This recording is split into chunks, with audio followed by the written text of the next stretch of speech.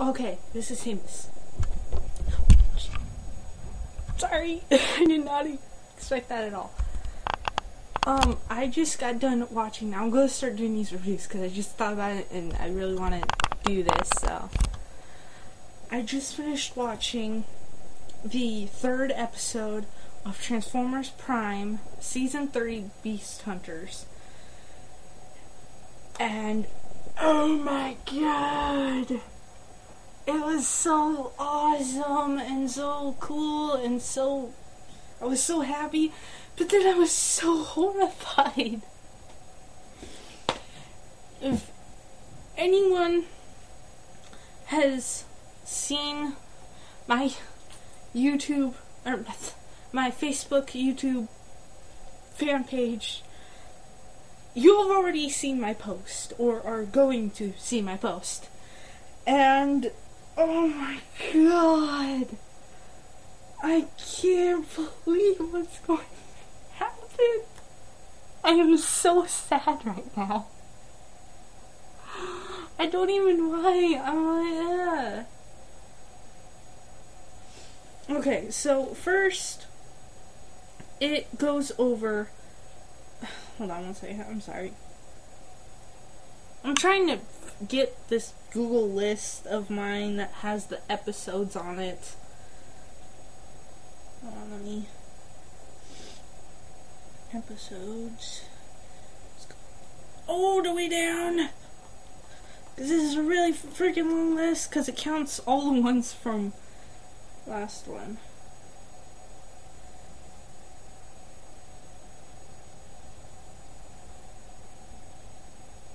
Okay, so Prey. Yeah, Prey. And so first you see,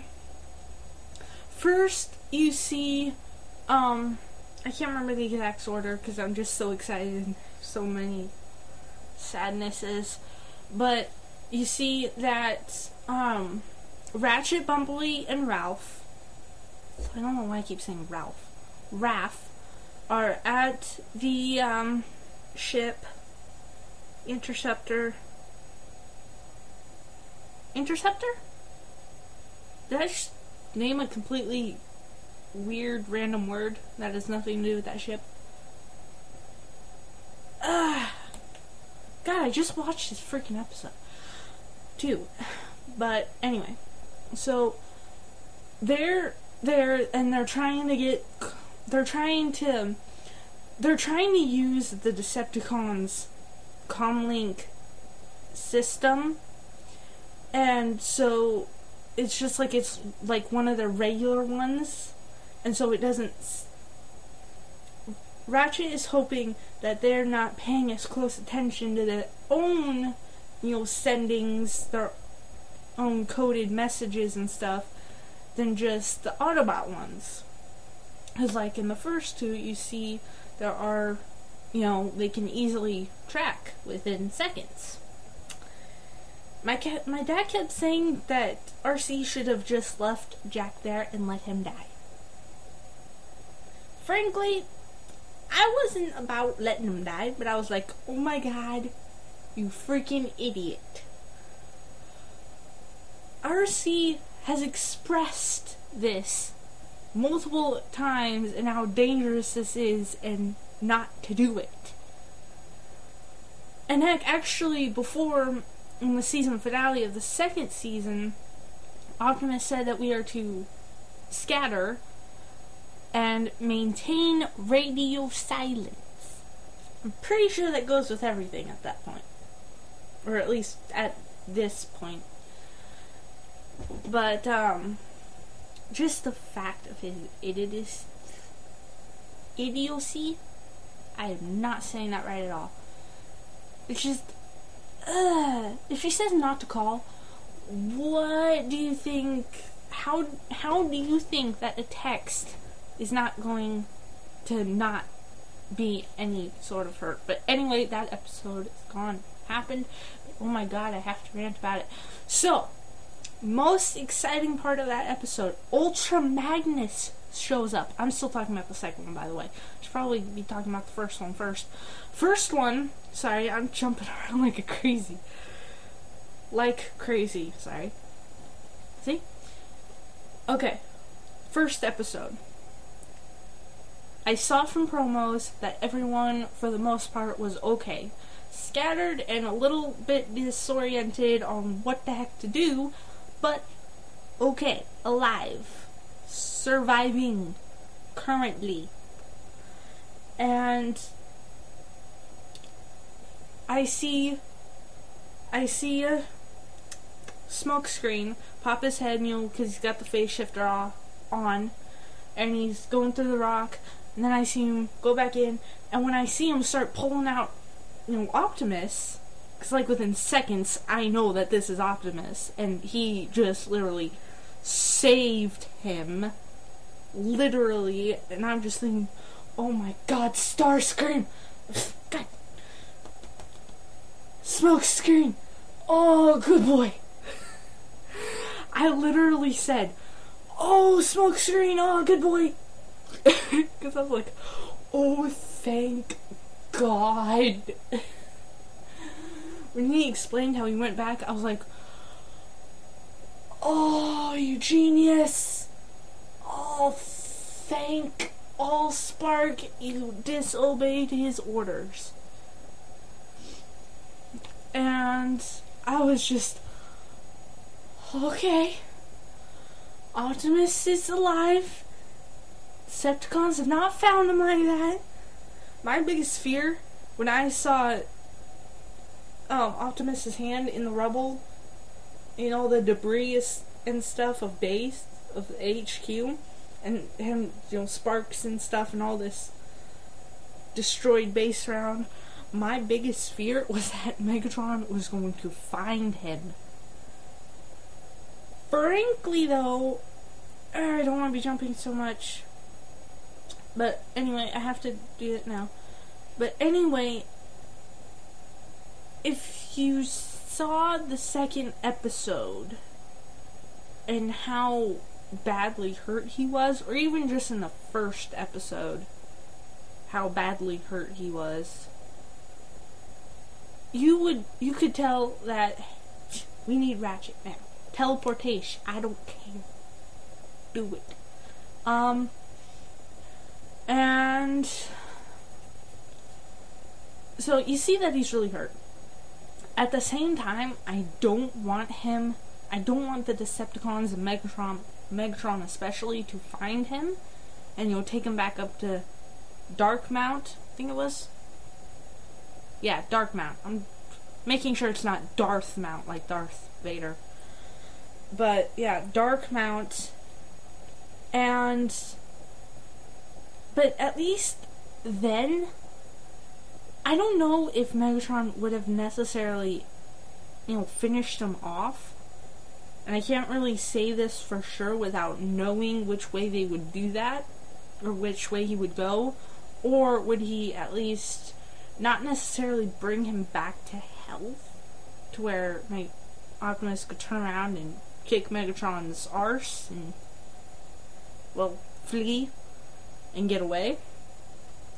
But, just enough to where he was stable. Not necessarily in, the best of condition that he could possibly have been in. Maybe a small injury or limping or something, but at least to where he wasn't going to,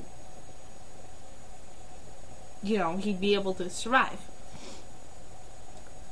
But I think that he would, at least for a while, until he finally figured out if he was going to keep him that way, or do the psychic patch and get information out of him or anything like that.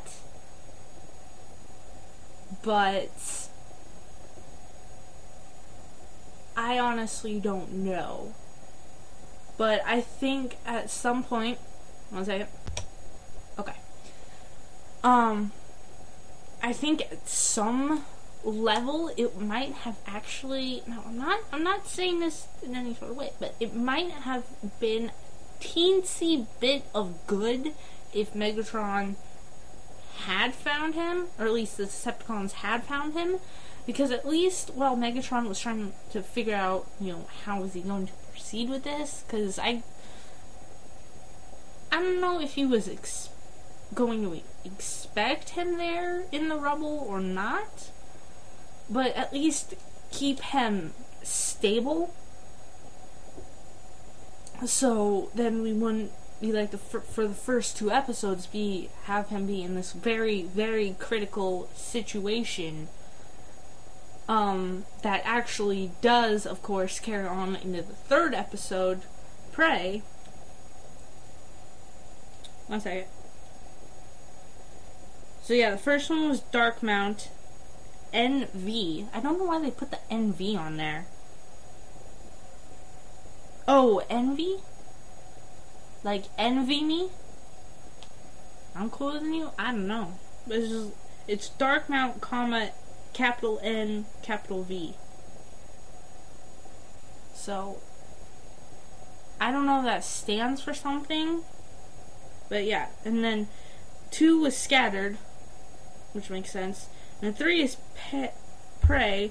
And if you go on Google and type in Transformer Prime episodes and just click the wiki, it will actually show you the name of the next one after the current one, maybe a couple after that. And for Rebellion, Team Prime rages war on the Decepticon, and then it just cuts off because I'm having my phone, but they pretty much go to war with the Decepticons at Dark Mount. At least that would be the most obvious guess to me. But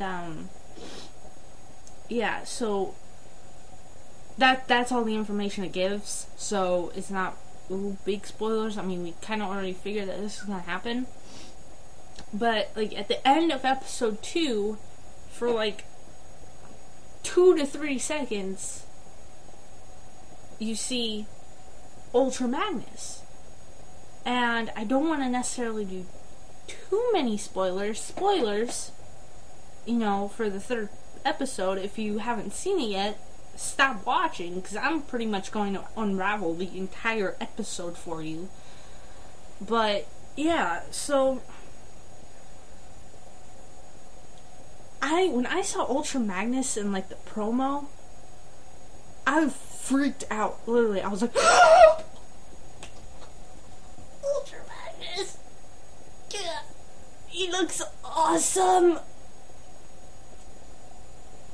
And he just looked so cool for the 2 seconds that I saw him in the promo, and at the end of episode 2, I was like, oh my god, he looks awesome.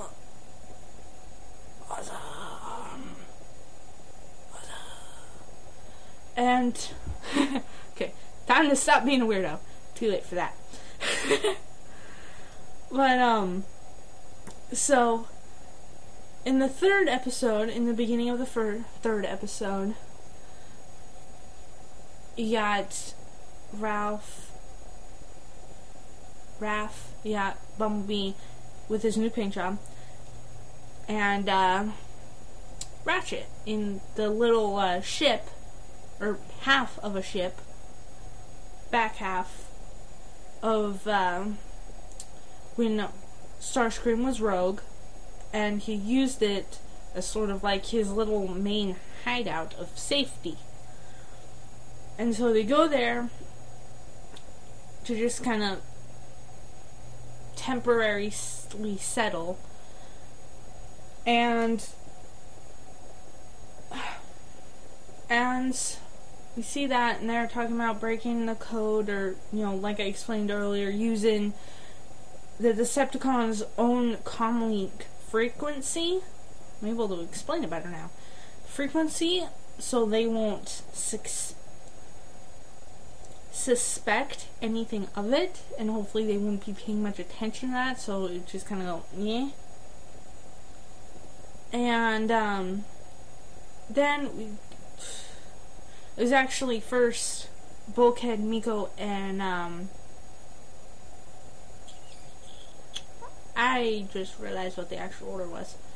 So you got, you know, at the end of the second episode where you got Shockwave bringing out, I don't get why, if they show it like they don't want to show you until the beginning of the third episode, why would they put how this dragon, this Cybertronian dragon reptile guy, Beast Hunter, or Autobot Hunter in this case, in the promos, if they were just gonna play it, I mean, if they're playing in episodes, like, they don't want you to see how awesome he looks.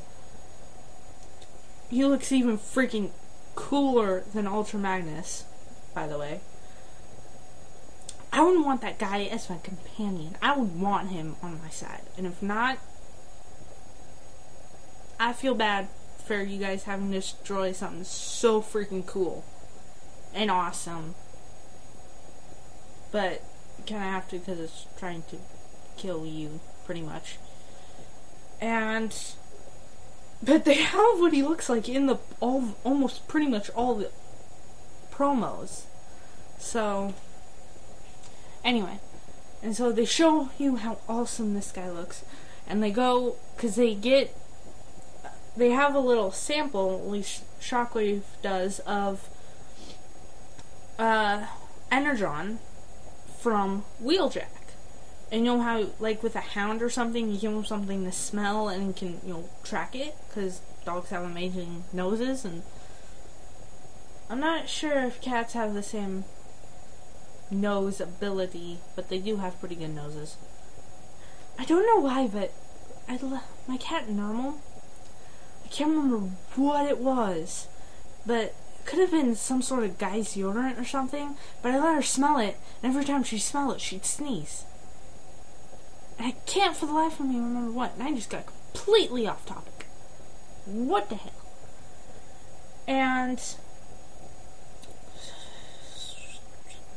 And so he, like, gives them this, like, analyze with a, like, awesome robotic dragon shaped eye, analyze it to track him.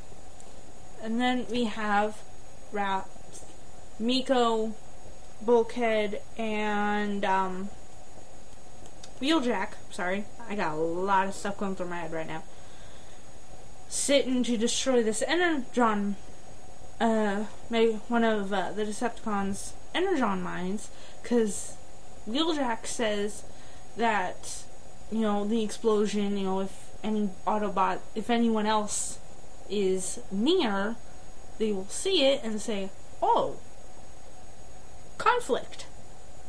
There's gotta be an Autobot over there. But right after he said that, and I thought about it for a second, I'm like, if Megatron and his Dark Mount can pretty much track you down by even, like,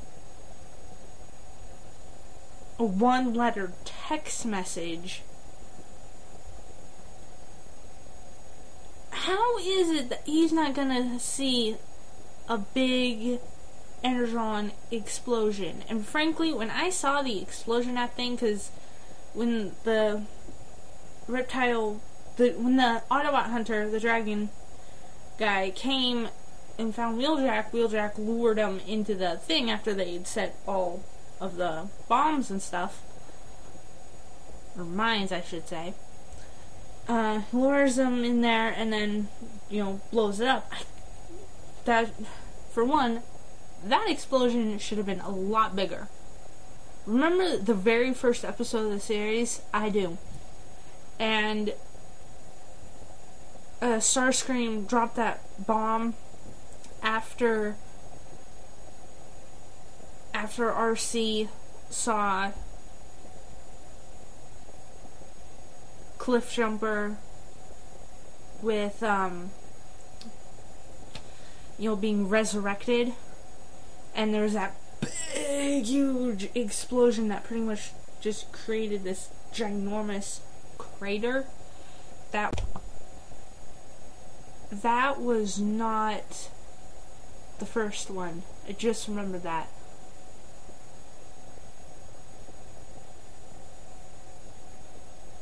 That was the... I want to say second one. Yeah, second one. Correct me if I'm wrong, but I'm pretty sure I'm not. It was either, I know it wasn't the first one. No, it wasn't the fifth one or the fourth one. Couldn't have been the third one, so yeah, it has to be the second one. So yeah, and you see that big, huge explosion? When I saw the amount of energon, it didn't seem... it didn't seem like that much, but I know it was not a whole lot less of energon crystals than in that one mine. Unless... Wait, hold on. Never mind, because now that I remember, there were like 4 other tunnels leading out. So, never mind. I just made a complete idiotic point right there. Alert. Yeah. Sorry, I'm trying to keep track of my thoughts. So yeah. Wheeljack lures this dragon Autobot hunter into the caves and blows him up, and that doesn't work at all. And then Ultra Magnus, RC, and Jack swoop in and save him. And when he flipped over, the look on the dragon, I'm just gonna call him dragon, on the dragon's face was priceless. You could see his dragon eyes go, rock! It was just like, ah, it was awesome. But even I went, oh, rock to the face at super high speed. Even for him that had to at least think and go rock to face out. Yeah. But I just want to point out one thing. When at the beginning of the third episode, well, we're still sort of in the beginning, RC is like, oh my god, how did you end up on Earth? You know, with all this other crap that had gone on, and was going on at the time, and of what is now going on, how did you end up on Earth? He said, even though we're not on Cybertron, like our customs still apply, or something along those lines. And he's like, oh, and she's like, yes, sir.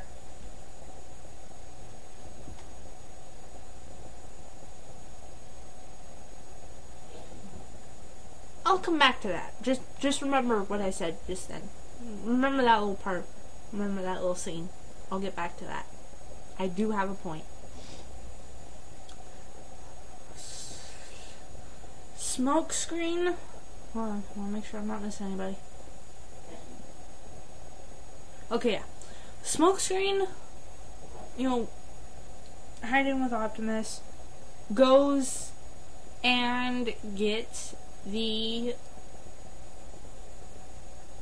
Forge of Solus Prime to try and get it to heal him. I just have one thing to say.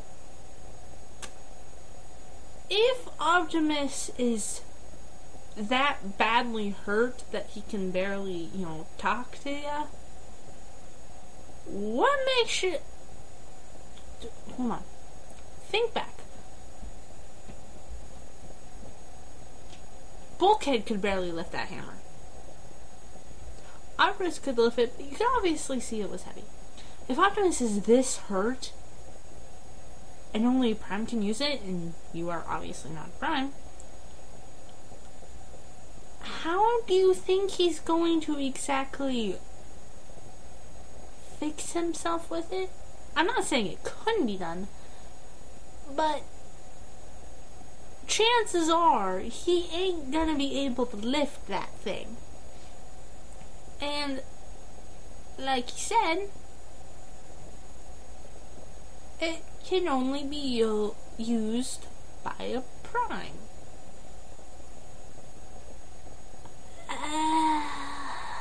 How would this actually end up working?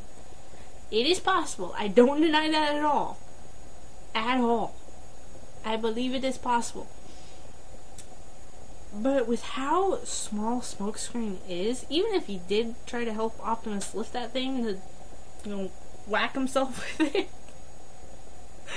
I'm sorry, that just sounds really funny. He's seriously injured and he's whacking himself with this hammer to try and fix himself. I'm sorry, that's really bad to say, but... Well, from a normal human, perspective, that kind of sounds funny and ridiculous. Like, it's not gonna work. But for that, in that situation, it would actually most likely work. But if you're thinking about it human-wise, it just seems so idiotic. I didn't even realize how funny that was until just now. Anyway, yeah, I don't think Smokescreen's gonna be able to even help lift that thing. But anyway, it's kind of hard for me to picture that even going on. Optimus' hand on it to get to where Smokescreen lifting it for him and going whack, whack, whack. I'm sorry, but when you think of it from a human perspective, and you just think about picturing it, how it, the only way it could happen, it just sounds so funny. Unless, they don't show it. It just seems kind of...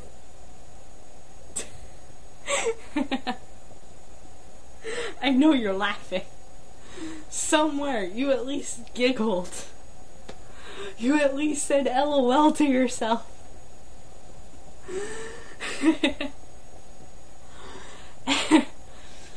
To continue.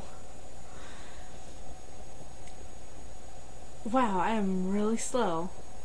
This is already gonna be my fourth part. Anyway. It's just... So, yeah, there's that. He goes and he gets it. By the way, when he's walking, before he gets up into the warship, you see him go and there's these two Decepticons in front of him. Yeah, do it like this for your point of view. And, he phase shifts through the wall and just runs. And just runs and phase shift through the other wall. Even if their back was turned, they're still in the vicinity. They would hear his footsteps. I mean, come on. They're mechanical, robotic organisms, beings. They're everything compared to us for them, compared to us, is multiplied by 10. There's no way they could not have heard that. Or at least when he was running and went through the other wall, there's no way that he wouldn't have at least turned around and checked. If you're walking through this hall with one other bot and he's in front of you and you hear these noises, and you know that you're the only two in there, you're gonna look. It's just, duh. But, I don't know. They could just be mistaking it for the other one of them, or themselves. I don't know. But, yeah. Anyway. So he goes, he gets it, he brings it back. I think we're... Yeah, that's the ending for them. I'm not gonna go over what happens in this scene yet. Sorry. I'm not gonna go over what happens here yet, because this is the most crucial part of the episode and the ending, at least on that side, because, you know, they're switching in between and stuff. So then, when back to RC and Ultra Magnus and Jack and Ralph and Miko, not Ralph yet, and Bulkhead and Wheeljack, when they pick up Miko, Bulkhead, and Wheeljack, and they're like, Wheeljack says, "You." He doesn't say his name. He says, "You?" Of the question, like, but he says it kind of in a deep voice, like there's some sort of background thing that you don't yet know about. If there really is nothing back there, it's just the way he said "you," or like "you." It just sounded like to me that there was something else there. What it is or what it was, I don't know, but I think I have an idea. Bulk says, "Ultra Magnus?" And I can't remember exactly how Ultra Magnus says this, but I think he said this mainly to Wheeljack. Although, you know, it was to Wheeljack and Bulkhead, but he said something like, or no, it was mainly to Bulkhead. Bulkhead asked a question, I believe it was either a question or a statement. No, it was a question. It was a question, I remember that. And Ultra Magnus just says, he repeats his,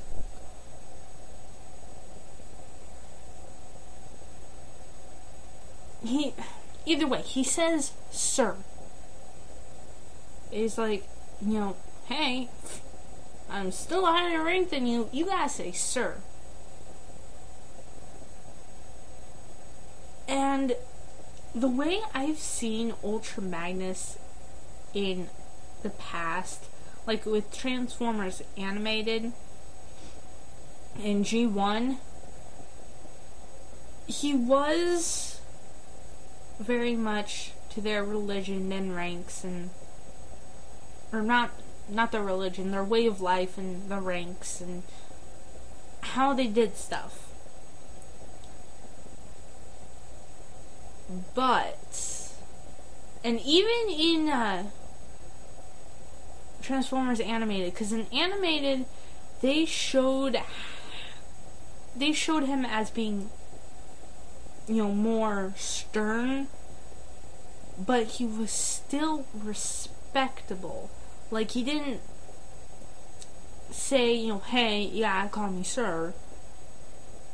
And in G1, he wasn't like that either. He was below Optimus. And actually, in Transformers Prime, he was below Optimus. Because they mentioned him being... RC mentioned it. The first, with the way they worded it before, I thought that Optimus served under him. But then when she said, you know, he served under Optimus taught him. I was like, oh, duh. He was the lieutenant. He was Optimus's lieutenant.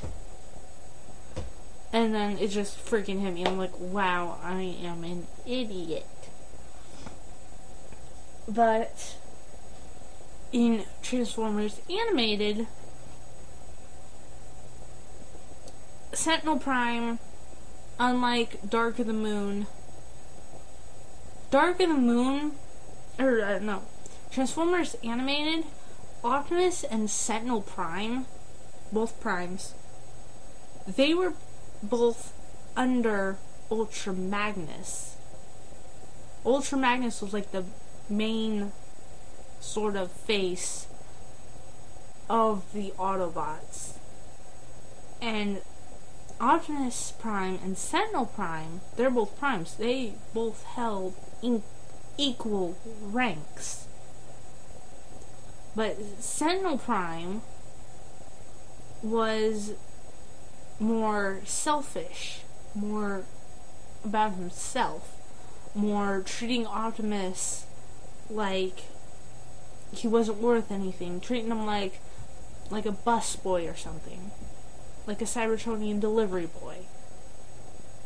And Optimus Prime, I remember there was one episode where, like, this one guy figured out how to take off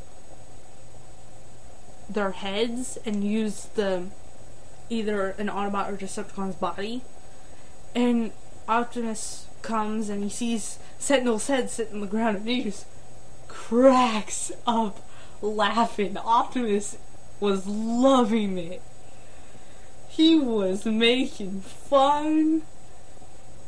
But my point is, Optimus and Sentinel Prime were both below Ultra Magnus. Ultra Magnus held one of the highest ranks. But in, like, G1 and in Transformers Prime, they're saying he served under Optimus Prime. Because, primes are, like, the main, they're the shiz. You don't screw with the primes. They will kick your arse. They will, and they will succeed. Because they are that bad. They are that bad arse. They are the shiz in the Autobot world. And like Transformers Animated, Optimus and Sentinel were lower, but they were both primes. And Ultra Magnus was higher. But now in here, they're showing, Optimus is of course, the highest rank, and Ultra Magnus was his lieutenant. But I'm not used in, honestly, when I saw Ultra Magnus at the end of episode 2 and in the promos, I was like, awesome, because I thought he was going to be stern, respectable, an Optimus-like type, pretty much. But it's like, now I'm feeling a little disappointed and a little sort of annoyed at him, because he just seems really arrogant. Like, he's so stricting to, the ranks and how they used to do things, that he's sort of not taking into account the situation and what's going on. I mean, if something like this is going down, I'm not gonna think about calling you sir or saying sir at the end of every single sentence when I'm talking to you. It's not, it doesn't do any good. But I'm at the end of the 3rd episode on their part, he was, he did seem that respectable character to me. And I'm not totally, thinking that it's just going to be this really arrogant, bad example of a character. But I'll come back to that. That kind of links to something I want to say that links to the ending of the episode. But yeah, Ultra Magnus and everyone but Optimus and Smokescreen. Smokescreen and Optimus with the Forge of Souls Prime are down in their little cavern, hushing it out. And everyone else has met up with Ratchet and Bumblebee and Raph. They've all met up there. And Jack's mom, like June Darby, and Agent Fowler show up, and they're talking stuff over since Ratchet is able to contact Darby and Agent Fowler, since they're pretty much working together in the same vicinity of each other. And he's managed to send their coordinates without dragging or getting the attention of the Decepticons. And so they all meet up there, and they're Ultra Magnus is like, hey, Bulkhead brings up the fact about the kid, and they're talking about how Ratchet's talking. They're pretty much filling Ultra Magnus in on what has happened.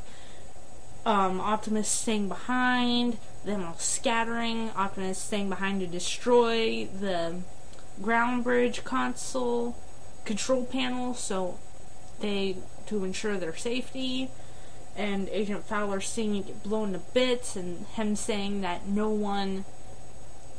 he didn't see anyone, get out of there. But then, Darby, Jack's mom, says that we could have seen. Touché! She's increasing the silver lining. Although, when you see the end, that lining, the interest goes through the roof. It's like endless interest at that point. And the silver lining, just kind of remember that for episode 4. I honestly have not necessarily details. I don't have details. All I know is the main plot, like I've read at the beginning of this. And that they're going to wage war. They are some ticked Autobots. With a very strict Ultra Magnus. But respectable. Oh my god, I'm rambling. But anyway, remember what I said, hang on to what I said about, Ultra Magnus. He's respectable. I have to spoil this. I have to. I'm so sorry. Spoilers! If you have not seen it, I beg you, please do not finish watching this video. If you're as of a Transformer person as I am, or more, unless you're a dude, or unless you got a total cap on your emotions, I swear you might be tearing up a bit. So yeah, if you haven't watched the video, please just stop it. It's already aired. Figure it out. Just watch it. Do not finish watching this, please. I do not want to ruin it for anybody. Just please. And so, big reveal. Smokescreen gets back with the Forge of Souls Prime. He's like, hey Prime, I'm back. I got the Forge. Let's fix you up. And Optimus says its power has already started to, what was the word he used? Dane? Or something? Basically mean drain. The power of the Forge's power has already started to decrease, and so there's not much juice left in it, pretty much. And Smokescreen's like, that's okay. All we need is enough juice to get you patched up. And Optimus says, that's not why I wanted you to retrieve it. I want you to use whatever is left, whatever power is left in the forge of Solus Prime. I want you to use that. I want you to use that on the Omega Lock to save Cybertron. For Cybertron. And Smokescreen is just kind of like, but that means that you would, and he says, Optimus says, the fate of millions, including Cybertron, is not worth the loss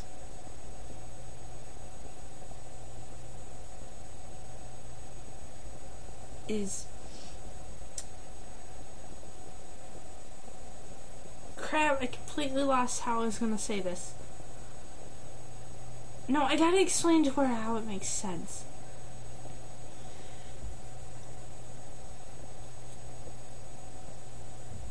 He basically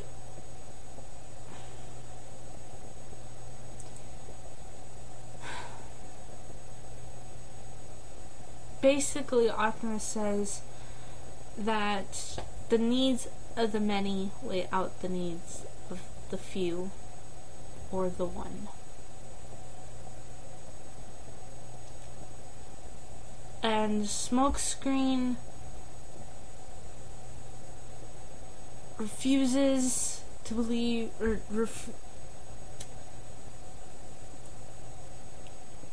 he's like, no, we're gonna fix it up. And Optimus grabs him, and he's like, I'll take it. Chair sinks. Doesn't stay that well. It's an old chair. And, Optimus says, the time for a new leader is near. And I believe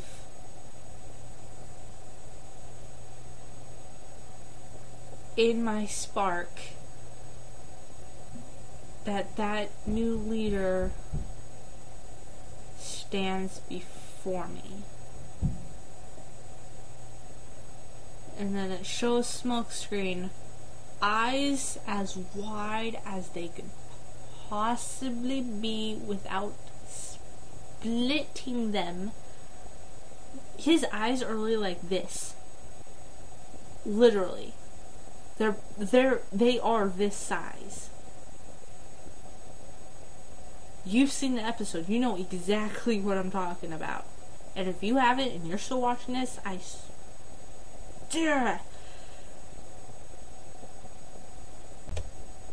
eyes this wide. And it stops. Right there. Eyes are wide. Mouth kind of hanging open a little bit.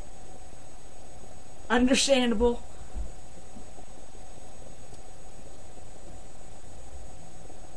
And that's the end. Like, that is literally the last scene of the episode. And in the promo, again, huge spoilers, you have Smokescreen's voice in the background yelling, or saying, Optimus, no! And then it's got Optimus's face, and you know how their eyes are blue? I've noticed after I saw the second Transformers movie, Decepticon eyes are red, always Decepticon eyes. Autobot eyes, always blue, always Autobots. and the light in his eyes goes out. I posted on Facebook. I'm going to say it exactly how my thing is spelled, and frankly I don't have to look because I'm the one who posted it. It says, now I did not use OMG, I did not phrase it, I literally said just watched the latest episode, the latest Transformers Prime, ... bunch dots, all in capital letters, actually spelled out. Oh my god, Optimus, no! 2 lines worth of no! And like 15 exclamation marks. Oh, that's so sad.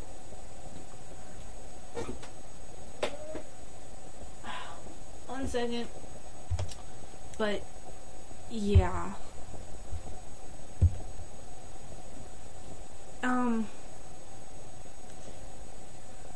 In season 2,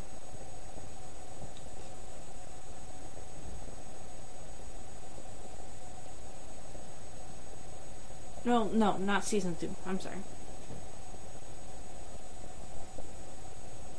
In Transformers 2, the live action movie,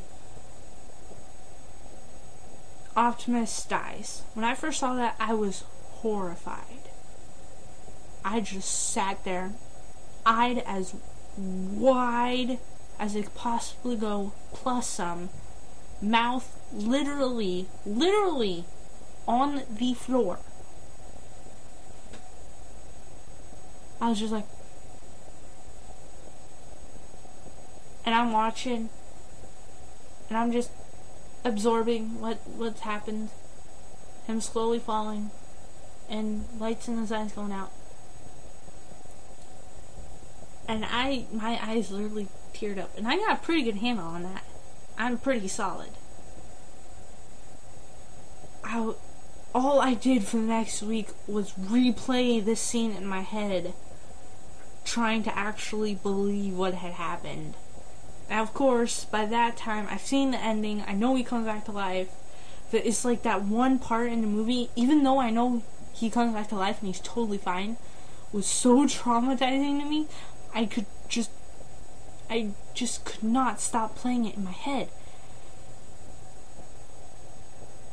And I know, even though I know it's coming, this one little part at the end of this video, and whatever happens in the next episode, will go the exact same way. And that time I was like, okay, he goes, he comes back, yeah. This time, I don't think he's coming back. And that's the really depressing thing about it for me. But I can't say what would happen in the future if he does come back. Thank the Allspark. But it's like, stuff like that doesn't always happen twice. So, I don't know. I just hope to Allspark and Jeebus I'm wrong, but that's just, I'm trying to keep that thought out of my head, but it's just like intuition. I feel it. But yeah. Anyway, this is Tamus. My review is officially complete. There will be another one for episode 4. And I'm going to try to keep up with it for the 13 episodes. Or 10 more to go. And I just hope things go well. Peace out.